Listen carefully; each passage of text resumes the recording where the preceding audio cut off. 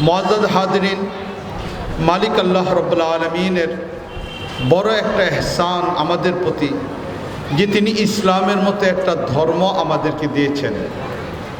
ইসলাম কত সুন্দর একটা ধর্ম, কত সুন্দর একটা ধর্ম, এটা আমরা কল্পনাও করতে পারবো না যে ইসলাম এত সুন্দর একটা ধর্ম যেটা মালিক আল্লাহ রাব্বুল আলামিন দিয়েছেন। এই ইসলাম হলো সবার জন্য, ইসলাম পৃথিবীর সকল মানুষের জন্য। ইসলাম যে সকলের জন্য, ছোট্ট একটা ঘটনা আমি আপনাদের সামনে তুলে ধরি। আমি এই চলতি মাসে মিশরের সফরে গিয়েছিলাম। মিশরের সফরে আমাদের 10 দিন সফর ছিল। এই সফরের মাঝে আমাদের একটা প্রোগ্রাম ছিল তুর পাহাড়ে যাওয়া, যেখানে হযরত মূসা আলাইহিস সালাম আল্লাহ রাব্বুল আলামিনের সাথে কথা বলেছেন এবং আল্লাহ রাব্বুল আলামিনকে দেখার আবেদন করেছিলেন। সেই তুর পাহাড়ে আমরা যাওয়ার সিদ্ধান্ত নেই। আমরা মিশরের রাজধানী কায়রোর মদিনাতুজ জাহরা, সেখানে আমাদের হোটেলে অবস্থান ছিল। এই মদিনাতুজ জাহরা থেকে আমরা সেই তুর পাহাড় যেখানে যাব, দূরত্ব ছিল 750 কিলোমিটার। এতটুক দূরত্বে তুর পাহাড় অবস্থিত। আমরা সিদ্ধান্ত নিয়ে মাগরিবের আগে রওনা দিই। রাতে 1টার মাঝে সেখানে গিয়ে পৌঁছি। রাতে 1টায় সেখানে পৌঁছার পর আমরা যতটুকু তথ্য নিতে পারি, রাতের বেলায় সেই পাহাড়ে উঠতে হয়, দুর্গম রাস্তা। সেখানে দিনের আলোতে এত কঠিন রাস্তায় ওঠা পূর্ণতা দেখলে কেউ উঠতে সাহস করবে না। এই জন্য রাতের আধারে উঠতে হয়। প্রত্যেকের কাছে মোবাইল অথবা টর্চ লাইট থাকে, যেটা দিয়ে সে আস্তে আস্তে উপরে ওঠে। এই হিসেবে আমরা খবর নিয়ে জানি যে ভূপৃষ্ঠ থেকে, জমিনের সমতল অংশ থেকে তুর পাহাড়ের যে জায়গায় হযরত মূসা আলাইহিস সালাম 40 দিন পর্যন্ত মালিক আল্লাহ রাব্বুল আলামিনের ইবাদত করেছেন, সেই পর্যন্ত উঠতে হলে 8500 মিটার উঠতে হবে। জমিন থেকে এত উপরে যে 8500 মিটার সেখানে আমাদের উঠতে হয়। এরপর আমরা আস্তে আস্তে উঠা আরম্ভ করলাম। আমরা যখন প্রায় বলতে গেলে 4.5 ঘন্টা পর্যন্ত উপরে উঠলাম। এই 4.5 ঘন্টা পর্যন্ত একের পর এক পাহাড় বেয়ে যখন উপরে উঠতেছি, এই অবস্থার ভিতরে সর্বপ্রথম সেখানে আমরা সিংগার ফুৎকার পাই। যেখানে কিছু মানুষ সিংগায় ফুৎকার দিচ্ছে। স্বাভাবিকভাবে ইতিহাস সম্পর্কে জানার কারণে জানি যে ইহুদি সম্প্রদায় তারা সিংগার মাঝে ফুৎকার দিয়ে থাকে। এই হিসাবে যখন তারা সিংগায় ফুৎকার দিল, আর এই জায়গাটা 3টা জাতির কাছেই প্রিয়। মূসা আলাইহিস সালামের যারা মিথ্যা দাবিদার ইহুদি, তারাও এটাকে পবিত্র জায়গা মনে করে। খ্রিস্টানরাও এই জায়গাটাকে পবিত্রতম জায়গা মনে করে। আমরা মুসলমান, আমাদের নবী মুহাম্মদ মুস্তাফা সাল্লাল্লাহু আলাইহি ওয়াসাল্লাম, এরপরও আমরা আমাদের নবী মূসাকে শ্রদ্ধা করি, সম্মান করি। এবং আমাদের কুরআনে কারীমের মাঝে সবচেয়ে বেশি পরিমাণ হযরত মূসা আলাইহিস সালামের আলোচনা কুরআনে কারীমের মাঝে এসেছে। মূসা আলাইহিস সালামকে আমরা যথাযথভাবে সম্মান করি। আমরা মুসলমানরাও সেখানে যাতায়াত করে থাকি।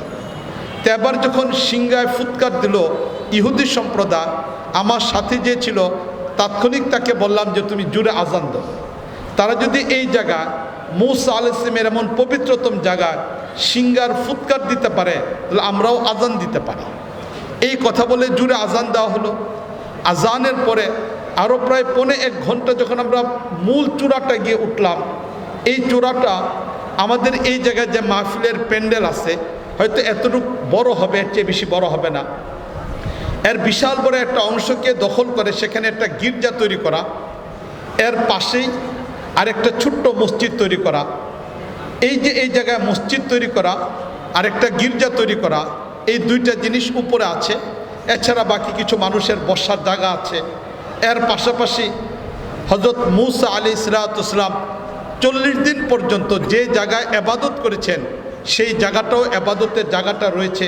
এটা মসজিদের বরাবর নিচে, একটু পাহাড়ের নিচে, এই নিচু জায়গাতে রয়েছেন মূসা আলাইহিস সালাম ইবাদত করতেন। তা আমরা যখন ঘুরে ঘুরে এগুলো দেখতেছি রাতের মাঝেই, এবার রাত শেষ হওয়ার অংশ, এমত অবস্থার ভিতরে একই সাথে খ্রিস্টানরা ঘন্টির মধ্যে আওয়াজ করা আরম্ভ করলো, আর পাশাপাশি ইহুদিরা সিংগার মধ্যে ফুৎকার দেওয়া আরম্ভ করলো। এবারও আমরা আমাদের সাথীদেরকে বললাম যে এবারও আমরা আজান দিই। এবারও সেখানে আমরা আজান দিলাম। 3 ধর্মের মানুষ একই সাথে একই জায়গাতে তাদের ধর্মীয় বিষয়গুলোকে পালন করতেছে। খ্রিস্টানরা তারা ঘন্টি বাজাচ্ছে, ইহুদিরা সিংহায় ফুৎকার দিচ্ছে, আর আমরা সেখানে আজান দিচ্ছি। মুআজ্জাজ হাজরিন, ঘন্টির আওয়াজ আমরা বিভিন্ন জায়গায় শুনতে পাই, সিংহায় ফুৎকার এটা হয়তো বিভিন্ন জায়গায় শুনতে পাই, কিন্তু মুআজ্জাজ হাজরিন সেদিন আমি নিজে দাঁড়িয়ে দেখেছি। সেদিনের সেই কাফেলা, সেই তুর পাহাড়ে সব মিলে হয়তো 250 থেকে 300 মানুষ আমরা উঠেছিলাম, কিন্তু সেই মানুষগুলোর মাঝে দেখলাম যখন আমাদের আজান হচ্ছে সবাই নীরব নিস্তব্ধ অবস্থায় আজানের আওয়াজগুলো শুনতেছিল।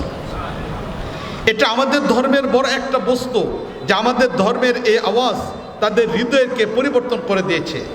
এর পাশাপাশি সবচেয়ে বড় যে জিনিসটা, এত উঁচু এক জায়গা যেখানে 8,500 ফিট উপরে উঠতে হয়েছে, এমন একটা দুর্গম জায়গায় একটা গির্জা তৈরি করা আছে। সেখানে অনেক খ্রিস্টানরা গিয়েছে, কিন্তু গির্জার দরজা তালা লাগানো ছিল। একজন খ্রিস্টানও সেই গির্জায় ঢুকতেও পারে নাই, কিছুই করতে পারে নাই। কিন্তু মালিক আল্লাহ রাব্বুল আলামিন আমাদেরকে যে ধর্ম দিয়েছেন এটা উন্মুক্ত একটা ধর্ম। এই ধর্মের জিনিসগুলো যে কেউ ব্যবহার করতে পারে। এই জন্য মুআজ্জাজ হাজরিন সেখানে তৈরি করা এই মসজিদ, তার দরজাগুলো খোলা ছিল। আমরাও সেখানে বিশ্রাম করেছি, জামায়াতের সাথে নামাজ পড়েছি। এর পাশাপাশি অন্য ইহুদি খ্রিস্টানরাও সেখানে বিশ্রামের সুযোগ পেয়েছে। এবার চিন্তা করে দেখি যে আমাদের ধর্মটা কত চমৎকার একটা ধর্ম, আমাদের ধর্মটা কত উদার একটা ধর্ম। এত উদার একটা ধর্ম যে আমাদের মসজিদের দরজা সেটা তালা লাগানোর প্রয়োজন পড়ে না। আমাদের আল্লাহ রব্বুল আলামিন আমাদের ধর্ম গোটা পৃথিবীর মানুষের জন্য, আমাদের নবী পৃথিবীর সকল মানুষের জন্য। এই জন্য আমাদের সব কিছু উন্মুক্ত থাকার কারণে এমন একটা দুর্গম জায়গাতেও মুসলমানদের মসজিদে অন্যদের আশ্রয়ের জায়গা আছে, মুসলমানদের মসজিদে অন্যদের বিশ্রামের সুযোগ আছে, মুসলমানদের মসজিদে অন্যদের নিরাপত্তার সাথে বসার জায়গা আছে। কিন্তু তাদের খ্রিস্টানদের গির্জা সেটা বন্ধ করা, সেখানে একজনও যেতে পারেনি। এত দামি একটা ধর্ম মালিক আল্লাহ রাব্বুল আলামিন দিয়েছেন। আমাদের ধর্মের ভিতরে মালিক আল্লাহ রাব্বুল আলামিন আমাদেরকে পরিপূর্ণভাবে প্রবেশ করার কথা বলেছেন, যেন আমরা পরিপূর্ণভাবে ইসলামকে গ্রহণ করি। এই জন্য মালিক আল্লাহ রাব্বুল আলামিন কুরআনে কারীমের মধ্যে ইরশাদ করেছেন যে ইয়া আইয়ুহাল্লাযীনা আমানু দুখুলু ফিস-সিলমি কাফা, যে তুমি যেহেতু মুসলমান তাই পরিপূর্ণভাবে তুমি ইসলামের মাঝে প্রবেশ করো। মুআজ্জাজ হাজরিন, এই ইসলাম 5টা বস্তুর সমন্বয়ে পূর্ণ ইসলাম। যে ইসলামের মাঝে মালিক আল্লাহ রাব্বুল আলামিন পরিপূর্ণভাবে প্রবেশের কথা বলেছেন, সেই ইসলাম 5টা বস্তুর সমন্বয়ে পূর্ণতায় পৌঁছে। এই ইসলামের 1 নম্বর বস্তু হলো আকায়েদ, মানুষের ঈমান সম্পর্কিত বিষয়। কোন কোন বস্তুকে ঈমান রাখতে হবে, কোন বস্তুর উপর ঈমান রাখা যাবে না, ঈমান রাখার পদ্ধতি কী হবে, ঈমান কোন কারণে থাকবে, ঈমান কোন কারণে ভেঙে যাবে। ইসলামের মৌলিক পূর্ণতায় প্রবেশ করার জন্য আকায়েদ একটা গুরুত্বপূর্ণ বস্তু, এর দ্বারা ইসলামের পূর্ণতা পৌঁছে। ইসলামের 2 নম্বর বস্তু হলো ইবাদত। এই ইবাদতের মাঝে নামাজ গুরুত্বপূর্ণ ইবাদত। ইসলামের ইবাদতের মাঝে সোম রোজা গুরুত্বপূর্ণ ইবাদত, যাকাত গুরুত্বপূর্ণ ইবাদত, ঠিক এটা পাশাপাশি হজ গুরুত্বপূর্ণ ইবাদত। তাহলে ইসলামের পূর্ণতার 2 নম্বর বস্তু হলো ইবাদত। ইসলামের পূর্ণতার 3 নম্বর বস্তু হলো মুআশারাত, মানুষের সাথে জীবনযাত্রা কেমন হবে। মানুষ এটা জানোয়ার নয়, এটা কোনো হিংস্র বস্তু নয়, মানুষ সেই চিড়িয়াখানায় রাখা কোনো জন্তু নয় যেটা আলাদাভাবে জীবনযাপন করবে। মানুষ সামাজিক জীবন, তাই মানুষের সামাজিক জীবন সম্পর্কিত আলোচনা মুআশারাতের মাঝে এসেছে। একজন বাবা সে তার সন্তানের সাথে কেমন আচরণ করবে, একজন স্বামী তার স্ত্রীর সাথে কেমন আচরণ হবে, একজন রাজা তার প্রজার সাথে কেমন আচরণ হবে, একজন শাসক তার শাসিত মানুষের সাথে কেমন আচরণ হবে, একজন প্রশাসনের কর্মকর্তা সাধারণ কর্মচারীর সাথে তার কেমন আচরণ হবে, একজন বন্ধু অপরের সাথে তার কেমন আচরণ হবে, মানুষের জীবনযাত্রা পরস্পরের সাথে কেমন বিধান হবে, এইগুলোকে বলা হয় মুআশারাত। ইসলামের পূর্ণতায় এটা হলো 3 নম্বর অংশ। ইসলামের পূর্ণতায় চতুর্থ নাম্বার বস্তু হলো ইসলামের পূর্ণতায় চতুর্থ নাম্বার বস্তু হলো মুআমালাত, বেচা কিনা লেনদেন। আমরা যে বেচা কিনা করি জীবনযাত্রার জন্য একে অন্যের দ্বারস্থ হয়ে যে পরস্পর বেচে কেনা করি, যে এটা ভূমির বেচে কেনা হোক, ফসল বেচে কেনা হোক, ফল ফলাদি বেচে কেনা হোক, দোকান থেকে কোনো বস্তু বেচে কেনা হোক, এই যে মানুষের বেচে কেনা, এটাও ইসলামের পূর্ণতার একটা বিধান। এই হলো চারটা ইবাদত, আকায়েদ, ইবাদত, মুআমালাত, মুআশারাত। চতুর্থ নাম্বার হলো আখলাক। চতুর্থ নাম্বার হলো আখলাক। আখলাক মানে আমি একজন মানুষ, আমার আচরণটা কেমন হবে, কার সাথে কেমন আচরণ হবে, বড়োর সাথে আমার কেমন আচরণ হবে, ছোটোর সাথে আমার কেমন আচরণ হবে, একজন রাজার সাথে আমার কেমন আচরণ হবে, আমার নেতার সাথে আমার কেমন আচরণ হবে, আমার কর্মীর সাথে আমার কেমন আচরণ হবে। এই পাঁচটা মিলিয়ে হলো পূর্ণ একটা ইসলাম। খুব ভালো করে মনে রাখি, আমাদের ইসলাম এই পাঁচটা বস্তু সমন্বিত। আকায়েদ, ইবাদত, মুআমালাত, মুআশারাত, আখলাক, এই পাঁচটা সমন্বিত হলো আমাদের ইসলাম। এই ইসলাম যদি আমরা পূর্ণতায় যেতে চাই তাহলে এই পাঁচটার সমন্বয় আমার মাঝে লাগবে। আকায়েদের ক্ষেত্রে সামান্য পরিমাণ কমতি থাকলে আমি মুমিন হব না। আকায়েদ ঠিক আছে, ইবাদতের ক্ষেত্রে আমার কমতি, নামাজ পড়ি না, যাকাত দেই না, হজ করি না, এই ঠিক এটার মধ্যে কোথাও কমতি চলে আসলে আমার আকায়েদ ঠিক, ইবাদতের কমতি, তাহলে আমি পূর্ণ মুসলমান হব না। আমার আকায়েদ ঠিক, ইবাদত ঠিক, মুআমালাত, মানুষের সাথে ভালো আচরণ, মানুষের সাথে বেচা কিনা, এটা আমার ইসলামের পদ্ধতিতে হয় না, তাহলে আমি পূর্ণ মুসলমান না। মুআশারাত, মানুষের সাথে আমার আচরণ সুন্দর হয় না, আমি পূর্ণ মুসলমান না। আখলাক, আমার চরিত্রটা ভালো না, রাগ করে ফেলি, গালি দিয়ে ফেলি, অন্যের প্রতি জুলুম করি, বিভিন্ন ধরনের খারাপ আচরণের সাথে আমি ব্যক্তিগত জড়িত, এটাও যদি থাকে তাহলে আমি পূর্ণ মুসলমান না। পূর্ণ মুসলমান যদি আমি হতে চাই তাহলে এই পাঁচটা আমার ভিতরে পরিপূর্ণভাবে পাওয়া যেতে হবে। এই যে ইসলাম পাঁচটা বস্তু সমন্বিত, খুব ভালো করে মনে রাখি, আবার ভালো করে আমি বলতেছি, এই পাঁচটা বস্তু সমন্বিত, এটা হলো পূর্ণ ইসলাম। আকায়েদ, ইবাদত, মুআমালাত, মুআশারাত, আখলাক, এই পাঁচটা সমন্বিত হলো পূর্ণ ইসলাম। এই পাঁচটার কোনো এক জায়গায় কোনো একজন ব্যক্তির সামান্য পরিমাণ যদি কমতি চলে আসে তাহলে তার ঈমান অসম্পূর্ণ থেকে যাবে, তার ইসলাম অসম্পূর্ণ থেকে যাবে, সে পূর্ণ মুসলমান হবে না, সে পূর্ণ ইসলাম থেকে দূরে থেকে যাবে। এই যে ইসলামের মৌলিক পাঁচটা বস্তু, এই পাঁচটা বস্তু পূর্ণ করার জন্য চার শ্রেণীর মানুষের প্রয়োজন। এই ইসলামের পাঁচটা বস্তুকে যদি আমরা পূর্ণ করতে চাই তাহলে এই পাঁচ শ্রেণী বস্তুকে পূর্ণ করতে হলে চার প্রকারের মানুষের প্রয়োজন। নাম্বার এক, আকায়েদের বিষয়গুলিকে যদি আমি শিখতে চাই, এটা ভিন্ন কোনো বস্তু নয়, মুতাকাল্লিমিন হযরত যারা আছেন, যারা আকায়েদের ব্যাপারে কিতাব লিখেছেন, ইমাম আবুল হাসান আশআরী রাহিমাহুল্লাহ, ইমাম আবু মনসুর মাতুরিদি রাহিমাহুল্লাহ, ওনার দ্বারস্থ হয়ে আমার ঈমানকে ঠিক করতে হবে। আমি যদি ইবাদতকে ঠিক করতে চাই তাহলে চার ফকি, ইমামে আবু হানিফা, ইমামে শাফি, ইমামে মালিক, ইমামে আহমদ ইবনে হাম্বল, ওনাদের মাসলা মাসাইলের মাধ্যমে আমার ইবাদতকে পূর্ণ করতে হবে।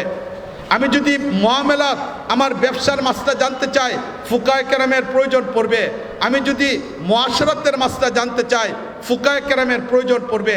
তাহলে এইগুলোকে পূর্ণ করার জন্য ফুকায়ে ইসলামের প্রয়োজন পড়বে। আকায়েদকে ঠিক করার জন্য হুকামা ইসলামের প্রয়োজন পড়বে। ইবাদতকে পূর্ণ করার জন্য, মুআশারাতকে পূর্ণ করার জন্য, মুআমালাতকে পূর্ণ করার জন্য ফুকায়ে ইসলামের প্রয়োজন পড়বে। তৃতীয় নাম্বার, এগুলো যদি বাস্তবায়ন করতে হয় তাহলে এর জন্য উমারায়ে ইসলাম, ইসলামী রাষ্ট্রের প্রয়োজন পড়বে। মুআজ্জাজ হাজরিন, আমরা অনেক সময় মসজিদের ইমামকে নির্ধারণ করি, কিন্তু মসজিদের ইমামের মূল দায়িত্বকে, ইমামতির মূল দায়িত্ব হলো রাষ্ট্রপতি। যিনি রাষ্ট্রপতি হবেন তিনি ইমামতি করার প্রধান যোগ্য। জুমার নামাজ পড়ানোর প্রধান দায়িত্ব একজন খলিফাতুল মুসলিমিন, উনি জুমার নামাজ পড়াবেন। এমনকি কোনো এলাকায় কোনো মানুষ যদি মারা যায় তার জানাজার নামাজ খলিফাতুল মুসলিমিন পড়াবেন। তাহলে রাষ্ট্রের সাথে ইসলামের গভীর সম্পর্ক, পূর্ণ ইসলামের উপরে যদি যেতে চায়, বিশেষ করে ইবাদতের মাসলা, মুআমালাতের মাসলা, মুআশারাতের মাসলা, এগুলো যদি আমরা বাস্তবায়ন করতে চাই তাহলে উমারায়ে ইসলাম, ইসলামী রাষ্ট্র ছাড়া এটা কোনো, ইসলামী রাষ্ট্র ছাড়া কোনোদিন এটা সম্ভব না। আজকে আমরা মনে করি যে আমরা তো মুসলমান, 92% আমরা এদেশে ইসলামের উপর আছি, মুসলমান 92% মুসলমান। কিন্তু মুআজ্জাজ হাজরিন, আমাদের রাষ্ট্রের দায়িত্বশীল যারা আছেন তারা ইসলাম না থাকার কারণে, পূর্ণ মুসলমান না হওয়ার কারণে, আমার দেশ পূর্ণ কোরআন কারীম সংবিধান বাস্তবায়ন না করার কারণে আমরা পূর্ণ ইসলামের উপরে চলতে পারতেছি না। ঠিক কিনা বলেন? এটা